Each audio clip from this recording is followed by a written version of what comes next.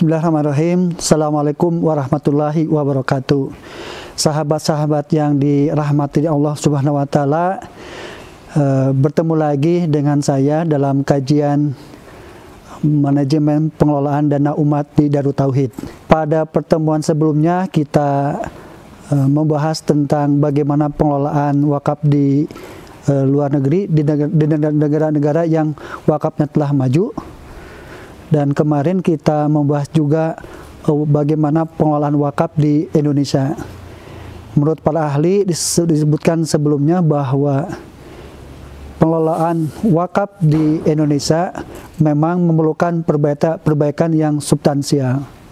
Masih banyak yang harus diperbaiki, terutama dalam hal penghimpunan dana, pengelolaan kelembagaan, dan ketiga tentang pendayagunaan wakaf. Di penghimpunan dana memang ini ada masalah di wakaf Indonesia. Masalahnya di mana antara potensi dana dengan realisasi masih jauh gapnya. Baiklah, sekarang kita membahas tentang bagaimana pengelolaan dana atau penghimpunan dana di Darut Tauhid. Bahwa untuk penghimpunan dana tidak terlepas dari ilmu dari Kotler ya, tentang pemasaran. Kotler menyebutkan bahwa pemasaran terdiri dari itu 4P: product, pricing, people, dan promotion. Khusus di pengelolaan wakaf ini kita melakukan modifikasi. Ada 9 faktor yang mempengaruhi dalam penerimaan dana wakaf, khususnya di Darut Tauhid. Pertama tentang program atau produk di dalam pemasaran. Program adalah sesuatu produk yang ditawarkan kepada jemaah. Di dalam program ini memang programnya harus menarik, harus solutif, sehingga orang mau mengeluarkan sebagian dananya untuk membiayai program ini. Contohnya program ketahanan pangan, program pembuatan jembatan menyatukan 2 desa yang tertinggal, atau program-program yang monumental, misalnya tower, program wakaf tower untuk para pengusaha-pengusaha muslim. Itu program yang betul-betul menarik, yang bisa menarik jemaah untuk berdonasi. Selain program wakaf juga kita mengenal dengan program penghimpunan dana. Sekarang sudah begitu maju strategi untuk menghimpun dana, bisa melewat fintech, financial teknologi. Kedua, bisa lewat marketplace, ya, marketplace dengan beberapa lembaga, ya. Bisa juga lewat wakaf saham, wakaf asuransi. Banyak produk-produk instrumen keuangan yang bisa dikerjasamakan untuk menghimpun dana wakaf.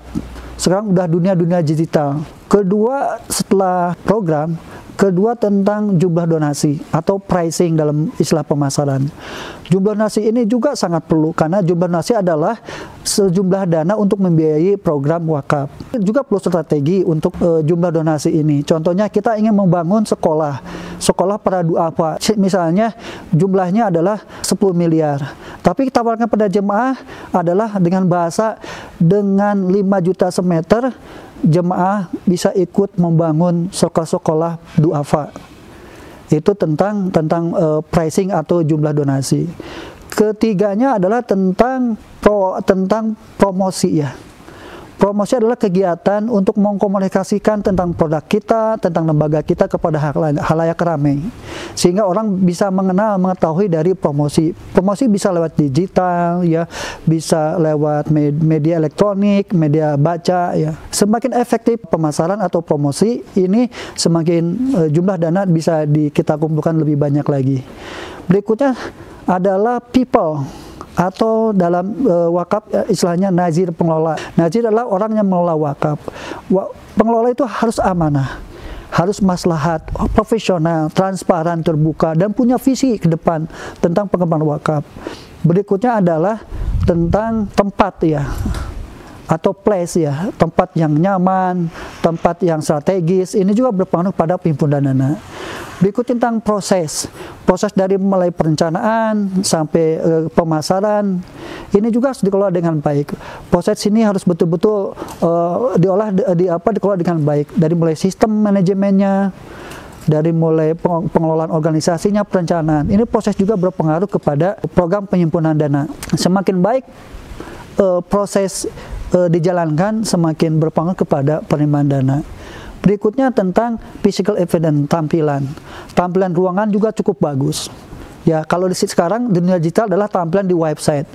Tampilan yang inovatif, ya, yang menarik, yang tepat, ya, ini juga sangat berpengaruh kepada penerimaan dana. Berikutnya tentang opini masyarakat, yaitu lembaga wakaf harus mengupayakan membuat strategi, membuat opini masyarakat tentang bagaimana perlunya wakaf, tentang bagaimana kegunaannya wakaf, bagaimana pengaruh wakaf, bagaimana lembaga wakaf yang amanah, sehingga muncul di masyarakat persepsi bahwa lembaga wakaflah lembaga wakaf yang amanah. Berikutnya tentang politik power. Lembaga wakaf juga harus ikut dalam kekuatan politik, bukan artinya ikut dalam organisasi politik, tapi ikut dalam kebijakan-kebijakan politik, di mana dia ikut dalam merumuskan tentang kebijakan wakaf, sehingga betul-betul kebijakan ini bisa mendukung program pengembangan wakaf dan juga bagi pengembangan wakaf berikutnya. Jadi mulai dari program yang baik, inovatif, kedua mulai setelah program itu adalah jumlah donasi, ketiga adalah people, ya, pengelola nazir yang baik, keempat tentang promosi, ya, promosi yang baik juga berpengaruh kepada penghimpunan dana. Berikutnya ada proses yang dilakukan di backup dengan sistem manajemen yang modern. Berikutnya tentang physical evidence, ya, tampilan yang betul-betul inovatif, menarik. Terus tentang opini masyarakat yang membentuk persepsi bahwa lembaga itu amanah, dan juga tentang politika power atau kekuatan politik di mana lembaga wakaf harus ikut andil dalam merumuskan kebijakan-kebijakan wakaf sehingga berpengaruh kepada penerimaan wakaf. Itulah 9 faktor yang kita harus perhatikan. Mudah-mudahan ini juga berpengaruh kepada penerimaan dana wakaf. Sekian, Assalamualaikum warahmatullahi wabarakatuh.